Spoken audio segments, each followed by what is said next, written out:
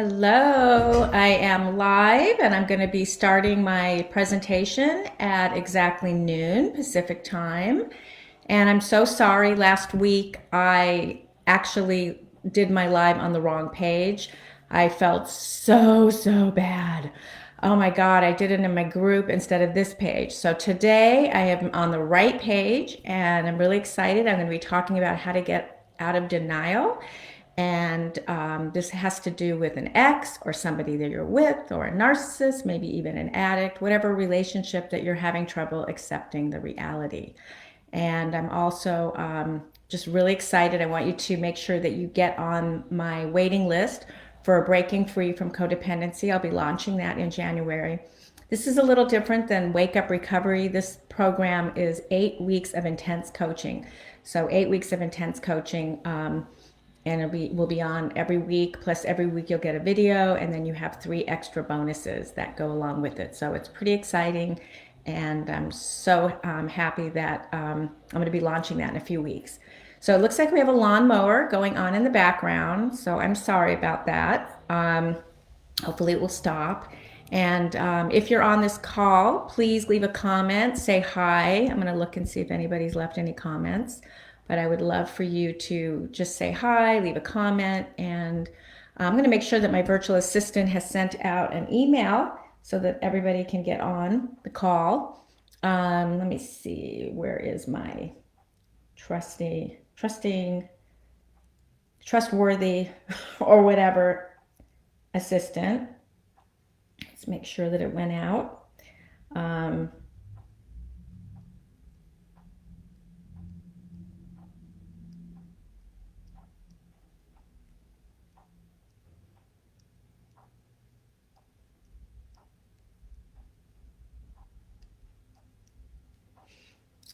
Not sure it went out. It looked, oh, yes, we have somebody here. Joanne. Hi, Joanne. Yay. Okay, well, whoever's going to be here is going to be here. It'll be on the feed, and we'll make sure that it stays on the feed, and then I'll probably put it up on Instagram as well, and IGTV, and I might even send it to all the emails. I think I'm going to write another comment here. Well, actually, I think I'll leave the comment when I'm done, but I'm going to have my Breaking Free from Codependency link up there. So hi back. And I wish I could figure out how to put up a comment. Um, let's see here. Well, not, oh wait, here we go. Wait, no, oh, here, comment as Sherry gave. Okay. So I'm going to put get on my list for Breaking Free from Codependency, and let me find the link to that. I don't want to lose anybody. Let's see if we can get the link real fast. Don't you just love all this technology?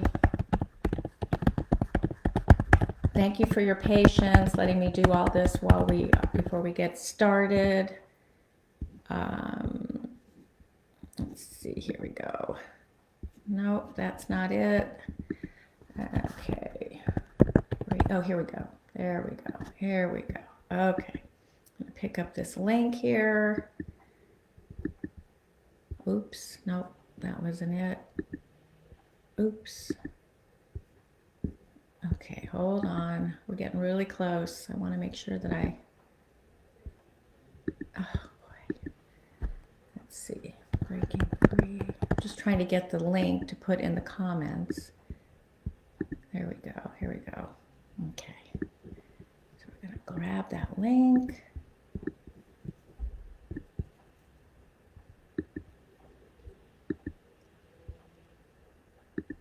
And we're going to put that link right here. There we go. Oh, Deborah Shawnee. Hello there. Hi.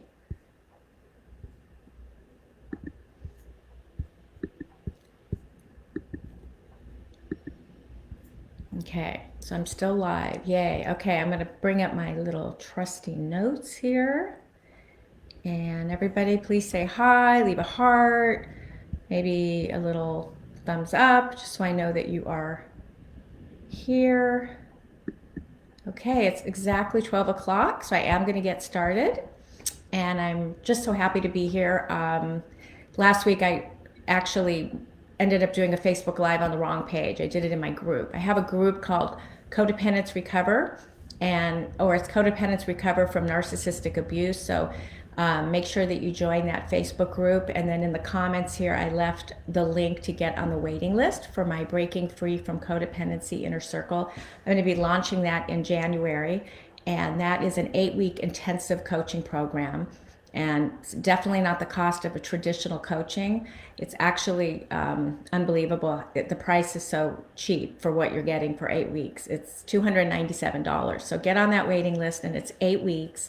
I charge $150 an hour, so you're getting 8 weeks of me for 8 weeks live every week, and then you're getting 10 videos and some other bonuses. So definitely get on that list so you can join me in January. Today I'm going to teach you how to let go by using the no contact method. And this is going to help you move through the grieving and the letting go process in a much more effective way.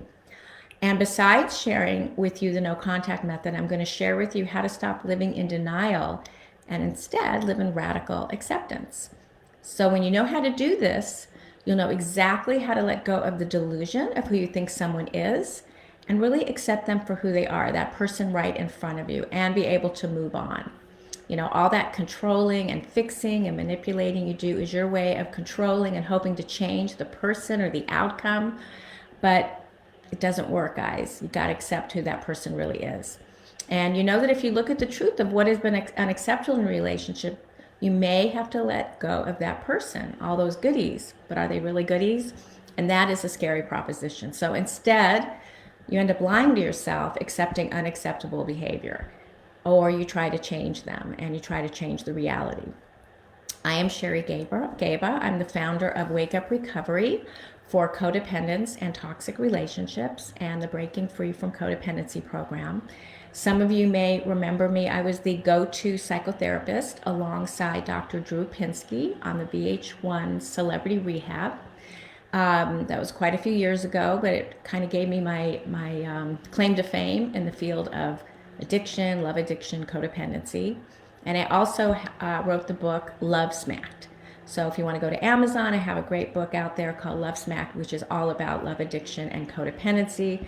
And if you're a professional, it's a great resource to use with your clients or your groups. You know, if you're someone that works with others that are dealing with codependency. So it's just a really awesome resource. And it's a little bit of my story as well. So we got a lot to cover today, so be sure to get your pen and paper and get ready to take notes as you follow along. You know, you might hit roadblocks in this process of letting go, like feeling like no one will ever like or want to be with you, or thinking people will only want you because they need you. Well, here's what I know to be true. If any of that sounds familiar, you're so far from being alone. A lot of people feel that way. And I know where you're coming from. I get that it feels like some of this is out of your hands, and it's frustrating to come up against these thoughts and feelings again and again. I've been there myself, and I've worked with many clients struggling with codependency issues, going through the same thing. My client Shelly was deathly afraid of letting go of her boyfriend. She was dating an addict for several years who she was obsessed with, and they would have these rendezvous every few months because they lived in different cities. Shelly's children did not like their mother's boyfriend because of all the ups and downs that their mother had gone through with her boyfriend's addiction.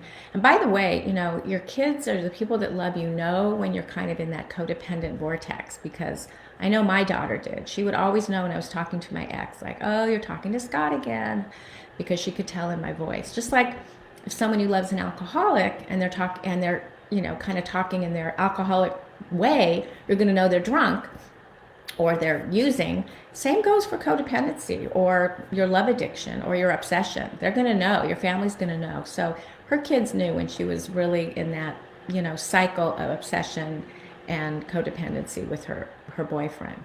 You know, he would make promises he never kept, but Shelly never drew a line in the sand until the pain was too great to go on.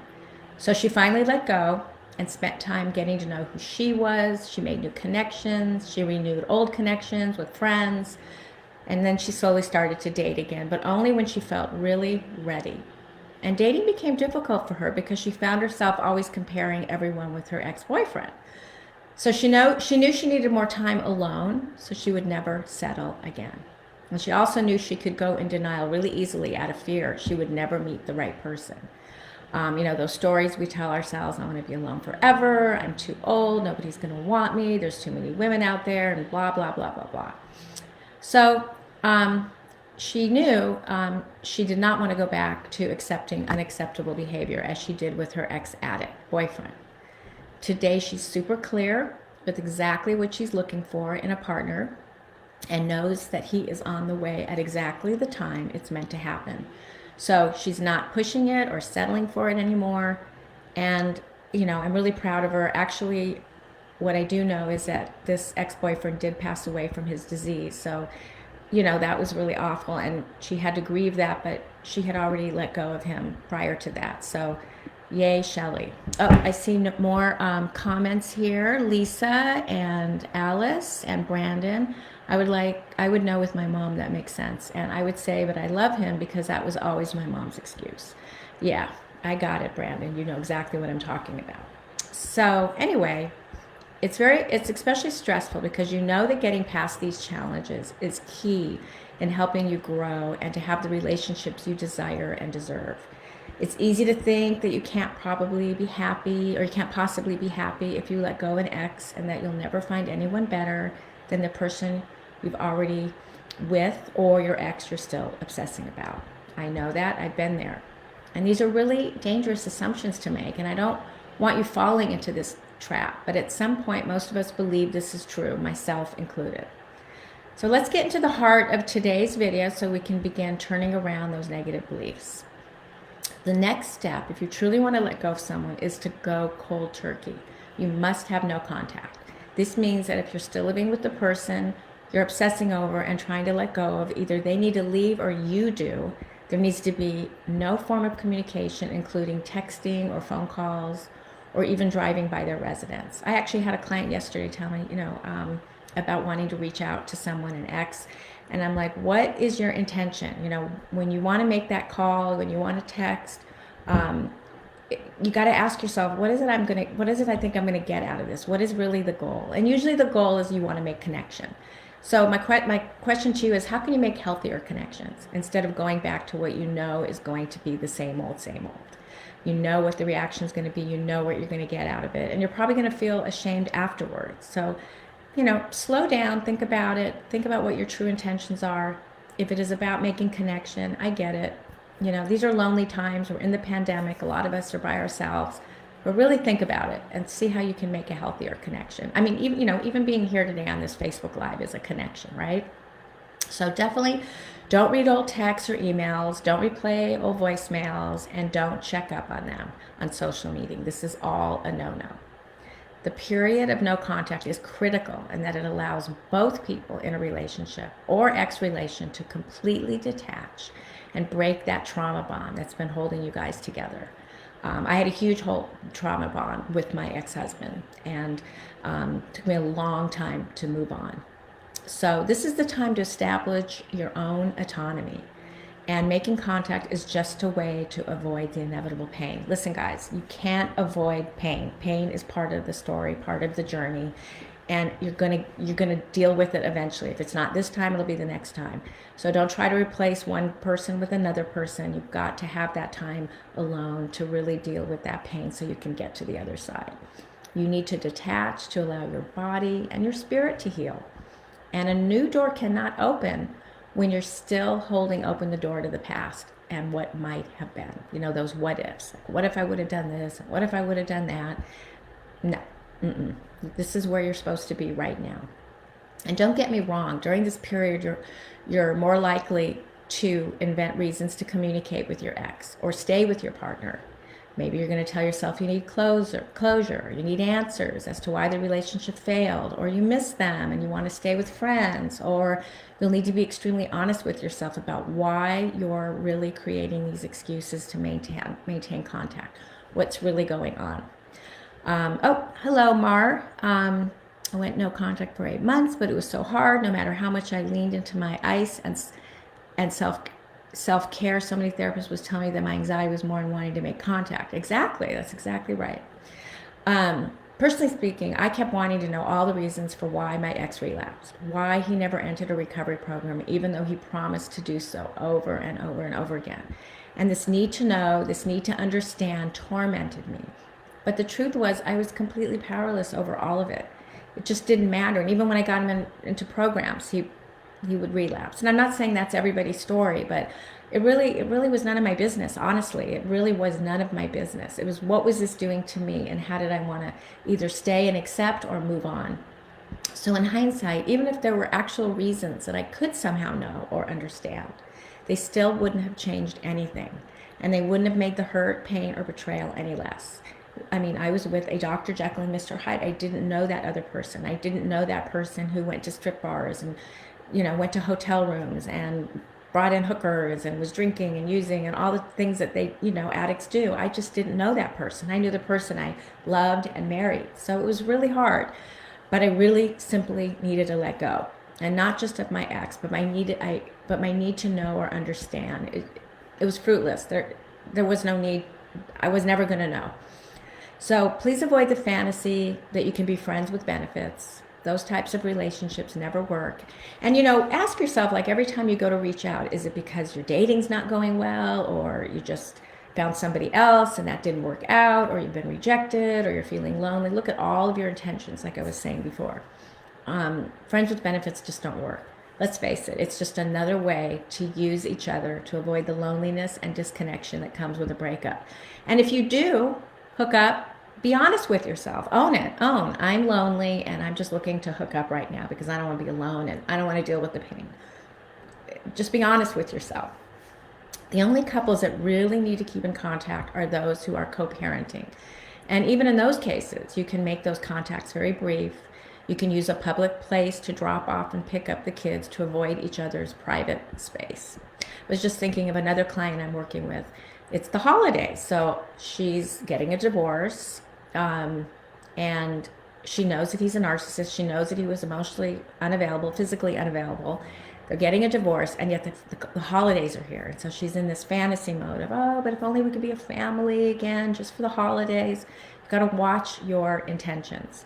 Holidays are going to pass. They come and they go. I know it's hard. I get it, but that probably isn't a reason to go back to an unhealthy, toxic situation. So finally, you need to let go of all the fantasies and stories and the denial and just accept things for what they are. If the relationship is over, it's over, and what's done is done. If you're living with someone who is not meeting your needs, you must either communicate your needs, and if that doesn't work, you must accept this is the person you're with. Either stay in the relationship or move on. But don't be resentful if they aren't willing to change. You are making a choice to stay, and you must accept that's who they are. Leave or not leave. This is who you're with. At least that's what I had to do. I had to move on. You can't control or change anyone else. The only control you have is over yourself and your own reactions. And one way to let go and stop obsessing is to surrender the ending of a relationship to your higher power, to infinite intelligence, the universe, or whoever and whatever you believe in. By going through this kicking your obsession process, writing a goodbye letter, going cold turkey, and maintaining no contact, you allow the grief process to begin and the time and space to go through that grief process in a really healthy manner, which is vital to healing and allowing healthier relationships into your life. If you decide to stay and nothing changes, write the same grief letter, only this time, write a goodbye letter to the fantasy you had of the partner and who you hoped he would be. You'll now have an opportunity to rebuild yourself, develop self-esteem. Listen, self-esteem comes by doing self-esteemable things. You're going to feel really good when you do this. And just decide what you truly want in a new relationship and in your life. Or live in acceptance of who you've decided to stay with. We're getting into a new year, guys. Let's put 2021 away. Let's move into 2021 and make really, really healthy choices for ourselves. Once you've worked through your grief and have begun to enjoy the peace of mind and serenity that comes from no longer obsessing about your ex or who you hoped your partner to be, you'll be able to embrace and integrate into your life all the lessons you've learned from letting go of your obsessions. And so this is the time to create new interests, a new perspective, new insights into what worked and what didn't. You're going to feel so empowered as you gain distance from your loss and find meaning from it. I didn't plunge into a new relationship, and I recommend you don't either. And I know you don't like hearing that because everybody wants to replace one person with another. It doesn't work. So now that you've had the time, use it to do something you've always wanted to do just for yourself. This is a great time to set bigger goals, such as a career change, going back to school, starting a business. I mean, right now everything is online. There's so many things you can be doing. I'm taking all kinds of classes, and I love it. And it's just a perfect time to go to meetings, join tribes like my tribe, just whatever fits, your lifestyle. What better time to reconnect with all the activities and the people, even if it's online, that you've neglected while you've been in that codependent relationship. I've had so many old friends to reconnect with that I've neglected, and they were all so happy to reconnect, get together.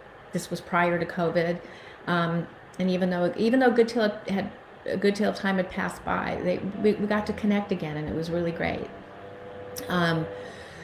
Reconnecting with other people reminded me that I was cherished and that people valued me, not just my ex. And for those of you who choose to stay with your partner, having other connections will keep you from just focusing on them. I mean, listen, you can stay with that partner if you want, but you got to have other interests, other connections, other people in your life. Believe me, you don't need to have a love interest in your life to be reminded of how many people there are who love you. In fact, you have your dogs. Do you guys have dogs? My dogs love me. I have 2 dogs, and I get the greatest love from my dogs. So now that you're clear about how to create a life free of obsessing about your partner or ex, or have decided to leave an unhealthy relationship, the big question is, how do you learn to be alone without being afraid or empty or abandoned? And this doesn't mean you have to isolate. On the contrary, it's about learning to make healthier connections with others, as well as finding purpose and meaning in your life. And that doesn't have to revolve always around other people. Believe me, it's possible. So the next step is to learn to be alone without feeling afraid, empty, or abandoned. And that's exactly what I'll show you in the next Facebook Live. So if you're someone who's always settled for less in your relationships, this will serve as the foundation you need to learn how to be alone without feeling afraid or empty or abandoned. And if you're someone who's still struggling to be alone, then you'll be able to quickly put this into practice to learn to be your own best friend and company and find joy exactly where you are right now. And I'm also going to introduce you to examples and provide you with a process that you can use on an ongoing basis. But before we go today, I'd love to hear from you. Leave some comments here. Tell me, what would your life look like if you could create a life free of obsessing, if you could get out of denial about your partner, your ex, your child, or any other relationship in your life? How will life be different when you let go of this person, or these obsessive thoughts, or this denial of these unhealthy relationships you have with your ex, or you can't seem to stop thinking about? Let me know in the comments. I'm going to read every single one, and I'll respond to as many as I can. And if you found this video useful, share it on your Facebook page, or join my other Facebook group, or this is my regular Facebook page, but you can join my Facebook group, Codependence Recover, for ongoing support. Or you can get on my waiting list. I left the link in the comments, my Breaking Free from Codependency Intensive 8-week coaching program. You can get on that list. And next up, we're going to talk about how to stop being afraid of being alone by following a simple process to help you learn to be your own best friend and company. So I really look forward to seeing you on my next Facebook Live. And let me see if I have any more comments here. Looks like we have from Brandon, and Mars said, my life in self-care. It was simple. Yeah, these are great. Well, thank you everybody for being here, and check out Breaking Free from Codependency. The link is in the comments, and I'll see you for the next Facebook Live. Bye.